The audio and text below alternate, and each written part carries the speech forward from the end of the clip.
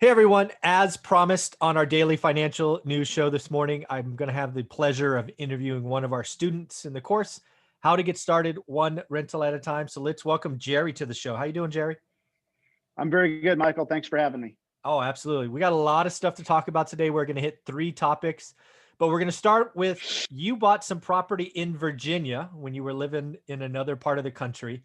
And given all the stuff that's happened in the world the last year or so, you have now moved in to that property. So why don't we talk about what it is, size, where, just size and what's going on there. And then we'll talk about why you did it, what changed and all that good stuff.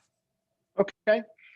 Yeah. So we moved. My wife and I bought some property in Virginia. It's 11 and a half acres. On the Wow. 11 and a half acres, there's 4 houses total.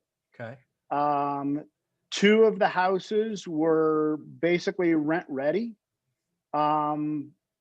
without any capital expenditure on our part. Okay. So, and we rent to family. So everybody says don't rent to family, but we do. Okay. So when you say family, we talking like brother, sister, mom, dad, or like distant cousins? My in-laws, so my wife's parents, All right. her sister and a son. So sister-in-law and nephew. Okay. And then my wife's daughter. Okay. And our granddaughter. Oh, very so it's it's almost a family compound, if you will. We called it the compound when we bought it. Yeah. Makes total sense. Okay. And people used to make fun of us because they're like, "Oh, we know what happens to compounds in Waco. What goes on in Virginia?" So that's pretty cool. So one quick question: I've never owned anything with 11 acres on it. It's hard to do in California. So that's 4 houses. That's 2.5 acres a house. Like, are they spread out, or are they like 4 houses like right in the center? Boy, they're really close to each other. So the house that we live in is a 2-story ranch house. Okay. It's 3 bedroom, 1.5 bath upstairs. Okay. And then the downstairs is just one big, huge room with a shower, toilet, and a vanity that I did a quick, paint, put a new vanity, put a new mirror into. So it was something that my wife was comfortable using while I'm doing the rehab on the house that we're going to move into, which is one of the 4 houses. Okay. All right. Very cool. And then the house we're going to move into is literally 20 yards away from that house. Okay. The house that my stepdaughter lives in is 40 yards kind of behind that. Okay. And then the 4th house, which is the only house that's not rented to a family member, is another 40 yards. All right. So they're all within side of that. Yeah, it's almost like a neighborhood feel. So it's not like, one's in one corner and another one's here or all of that. It is. Yeah, exactly. Okay. Right. Yeah. Then we have a couple outbuildings. We have a shed. And then we have a pretty good size, we call it the barn, but it's a pretty good size barn. The previous owner was a woodworker, and that was his shop. So he made cabinets and that kind of stuff out of that. So when did you originally purchase it? And you were in California at the time, right? Yeah, we were in California. Okay. We closed on it on December 31st, 2018. All right. So we've just had it 2 years now. 2 years. 19. Oh, yeah, 2 years. Yeah, 1920. Got it. Yeah, 2 years. You're right. Okay, so you bought it. And the plan when you originally bought it, like January 1st, 19, was the plan to make it a family compound, or when did that change?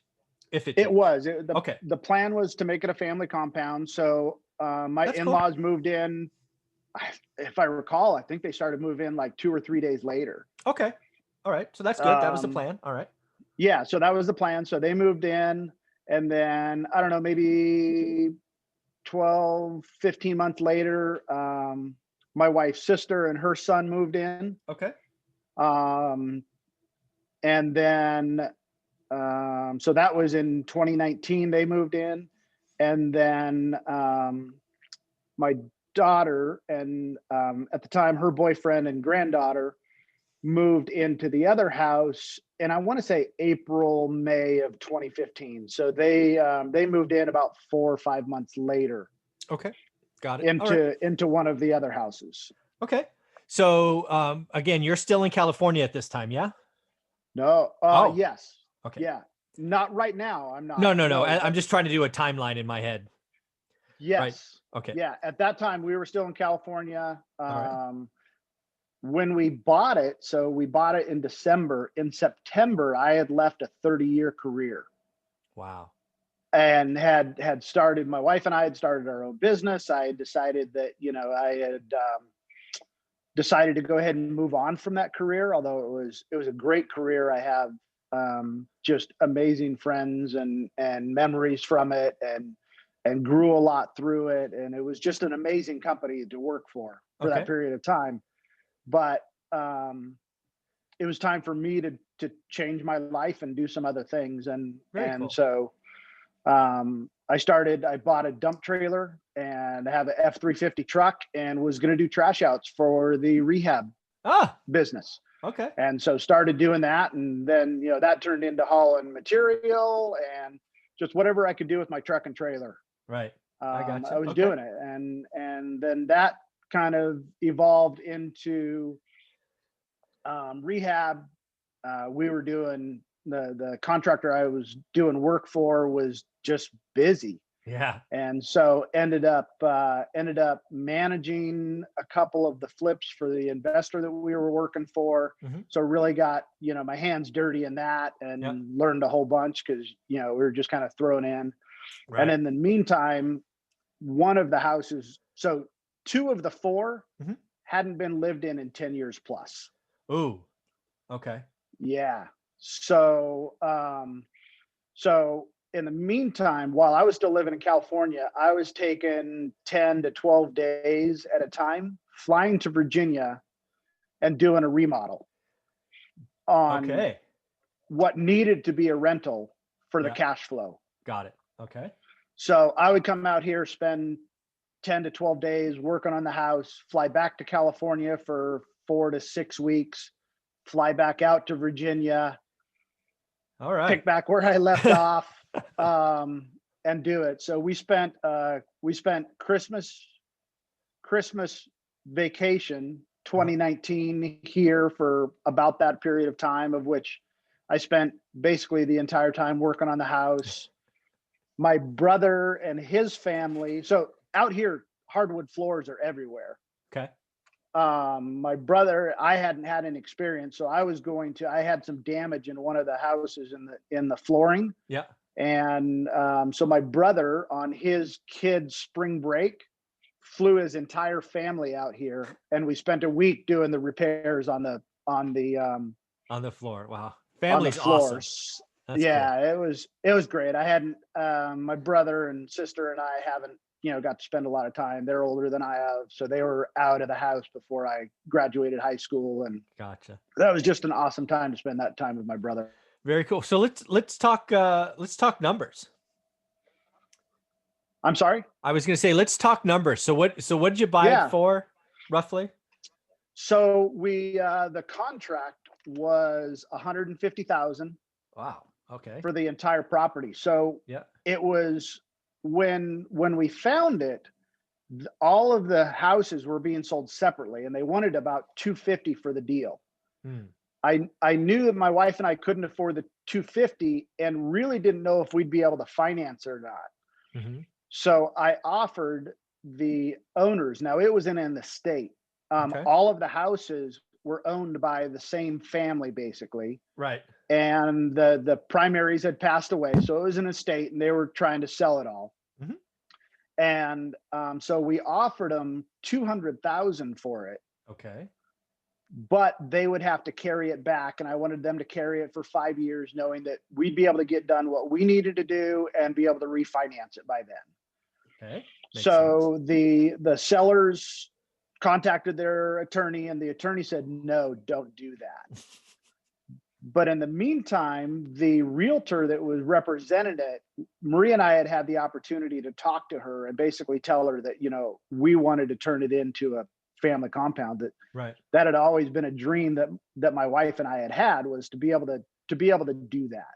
That's cool. And the sellers just fell in love with that because they had been able to do that exact thing on this property. Mm-hmm. And so they wanted to do that. So they lowered the price to 150, but we had to finance it all. Okay. So at the time, being self-employed, regardless of how much you make, unless you've got tax returns for multiple years to be able to prove that, they won't even talk to you about income. Yep. So luckily, we live a pretty low key lifestyle, don't have a lot of super fancy things. And my wife is a nurse, so she makes decent money. Yeah. And we were able to get financing. So you bought so just to be clear on financing, 30-year mortgage, 20% down kind of thing? 30-year mortgage, 20% down, investor non-owner occupied at 6 1/8. All right. So this was 18, folks. So let's remember interest rates were different back then. Okay. Yes. Yeah, they were. So we're actually looking, now that we live here, we're going to refinance it. I would just strongly recommend it. Yeah. You're going to cut that in half. Yeah, exactly. Yeah. So, so that'll be something that'll kind of change the dynamics of the finances of it. Yeah. But we were able to qualify on my wife's income for it. Yeah. Okay. But it only appraised at 140. Ooh. All right. Because we had to separate the house that we were going to finance from the other 3 properties. Oh, of course. Okay. Yeah. Because the condition of the other 2 of the other 3, they wouldn't finance on. Yeah, of course. Yeah, I remember they were not livable for 10 years. Yeah, or lived in for 10 years. Right. Gotcha. Okay. Right. So, so we came up with the extra 10,000 down. Right. To make up the difference between the 140 appraisal and the 150 purchase. Okay, so the appraised 140, you have to put 20K down, that's 28K, then you had to bring in the extra 10 that you were short. So you're into the deal after closing costs 40 grand at this point, roughly. 43,800. Okay. I got some notes off to the side. So if I look over there, that's what I'm looking at. That's awesome. So you're into it 43K. I kind of want to be a little prepared. I like it. So you're into it 43K. What was going to be the rent on the two that were livable the day you closed? What was that? Total of 975.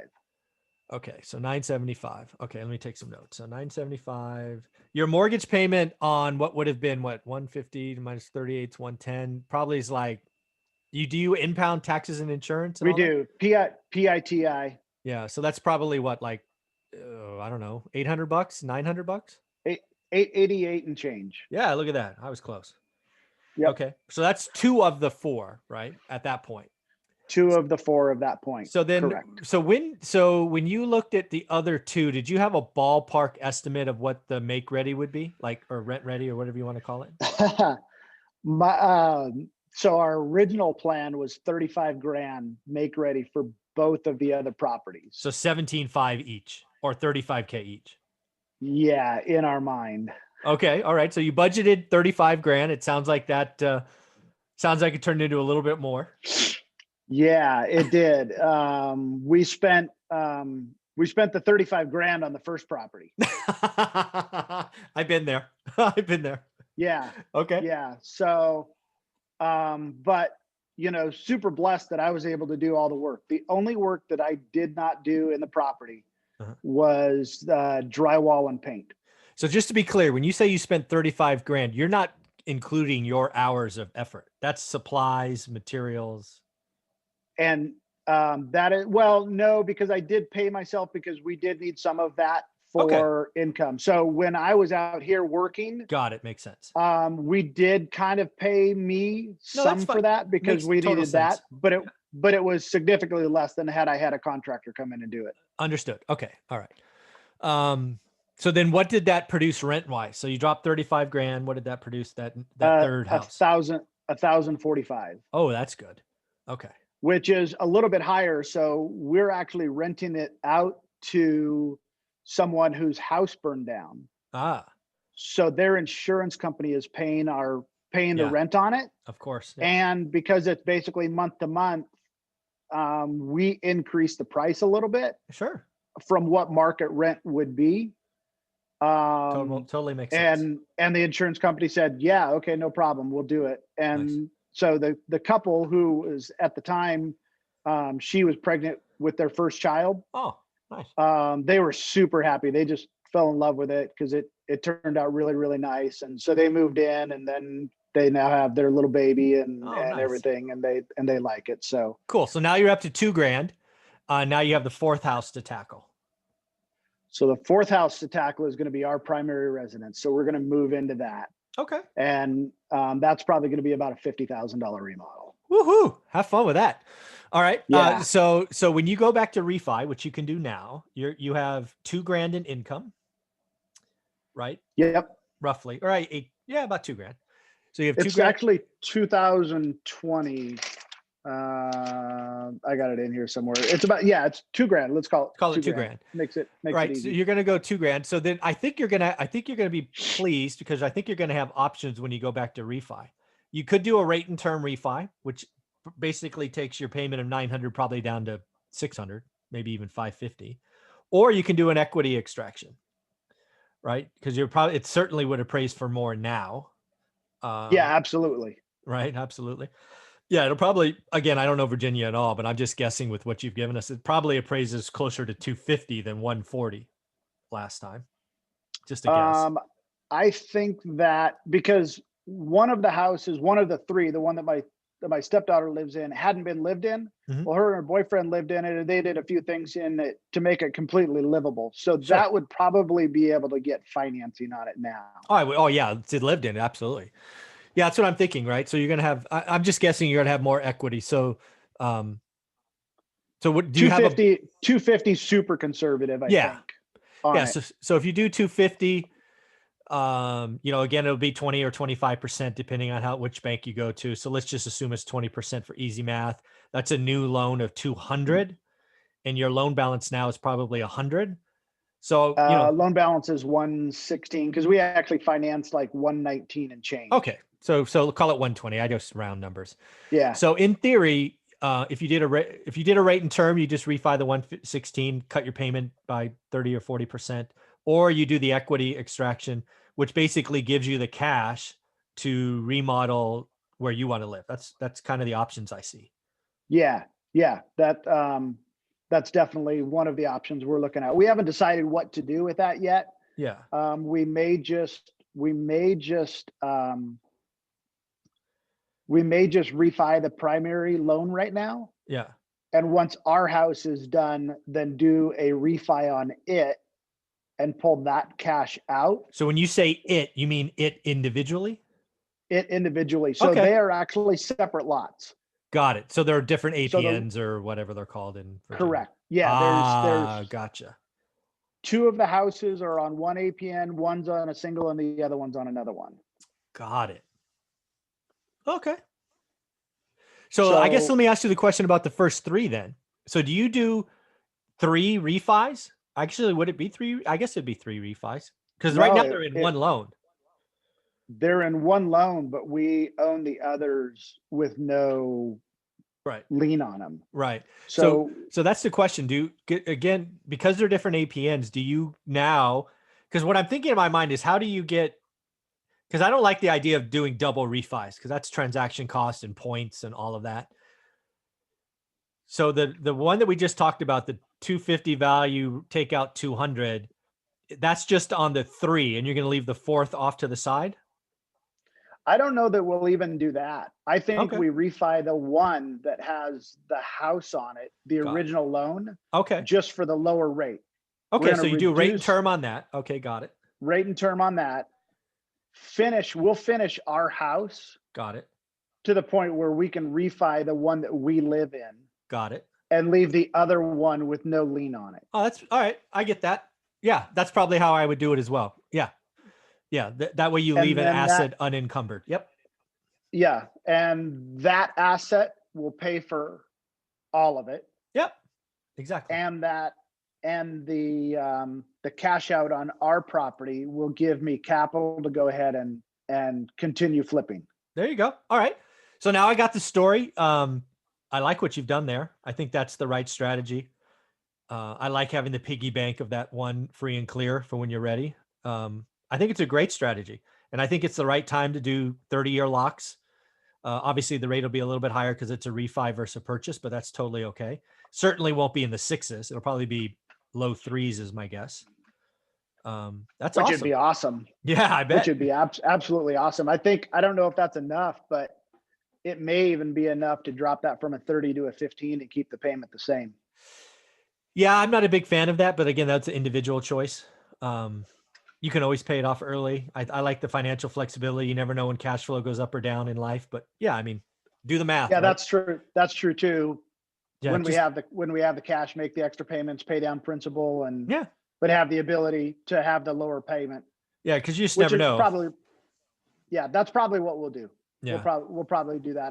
That was more of a statement that it would probably be pretty close on a 15. Oh, absolutely, for sure. Because at 15, you probably get something in the twos. Yeah, and get the payment would be the same, but it'd be paid off in 15. So, but we'll probably stick with the 30. Yeah. Just like you said, for the lower cost of it. So just do that. So what questions do you have on this first deal? I like what you've done. I liked how it evolved. I like the plan. I think the plan is genius. Well, so we bought it with, just a family in mind when we first bought it. And before I was a student of one rental at a time. Mm-hmm. Now I look back at it and go, so your whole idea of buying fixers early in your career, and then you looked at it later and said, wow, I made a huge mistake. We spent a ton of our capital on those, getting those into the condition. And I look at it now and go, wow, we spent, by the time it's all done, cash out of pocket is going to be a substantial amount of money. We're in it 85 right now, and by the time we're done with ours, we're going to be in it, another 50, so 125 to 135 total cash out of pocket. And some of that was used from a 401k loan. Yeah. So, we have the loan payment, but we're paying ourselves back. I've done that. So it's kind of, it's kind of a good use of it. In my previous career, I did that a lot, bought a couple houses and used that loan for down payment assistance and stuff like that. Me too. Yeah. And have used that. I think it's kind of an equity line of credit that you just pay back to yourself. Cool. You just have to know going in that that's just a cost of it. So from an investment point of view, so you talk all about yield. Yeah, I do. From a yield point of view, so I kind of separate them into two separate deals. Okay. One, the two houses that we currently have under the loan, from a yield point of view, that yield is very low. Oh, I'm sure. That you're pretty high on the 2%. Yeah. It's a little over 2%. So the yield is really bad. Yep. So when we bought the houses, the one was 150. We bought the other three. They were going to gift them to us. And my accountant said, no, you do not want a gift tax. Yep. You need to purchase them. So we bought the other three properties for $1 each. Okay. Plus paid closing costs on all of the escrows. Okay. And they were two separate. So the other property that I have, that's the rental that we spent the money on, that return is great. That return actually is about 15%. No, I'm sorry, is about 29%. Okay. If we just go on a cash out of pocket yield basis. Yep. So my question to you was, looking at it from just strictly a yield point of view, would that have been a deal that you would have done?